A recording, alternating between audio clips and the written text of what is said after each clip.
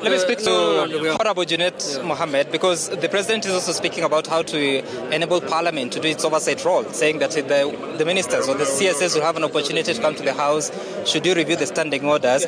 How does that help the work of Parliament in your view? First and foremost, I'm serving my third term in this Parliament. And this is the shortest speech I have ever seen in Parliament. Do you like it? By the President. It has never happened. Looks like there were no serious issues to discuss with the Kenyan people.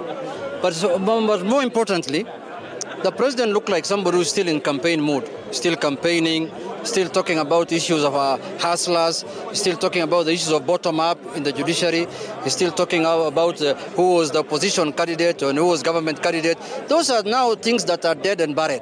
With the declaration of the results at Bomas, those things are behind Kenyans. The worst thing I've seen today is that the President is still issuing new promises. He had issued promises during the campaign. He had a plan and manifesto. Today he was issuing new promises that are very new to the Kenyan people.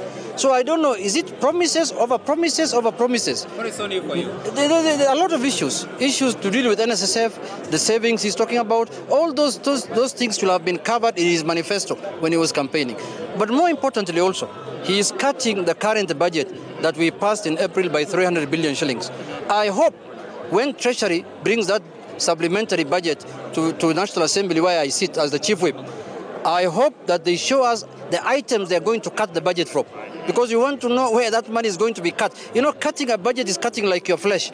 So we want to see where that flesh, is it the arm, is it the leg, is it the back, is it the stomach? We want to know where the President will cut those things from. But on the question about enabling Parliament to do its oversight by bringing CSS to the floor of the House, how do you like that? I think that is something that should be left to the members of Parliament. It's not a business of the executive and it's not the business of the judiciary. It is the business of Parliament to decide how they want to do their oversight. Parliament is an independent arm of government. They should not be induced in any way using CDF, using tokenism of this type, tokenism of that type. No.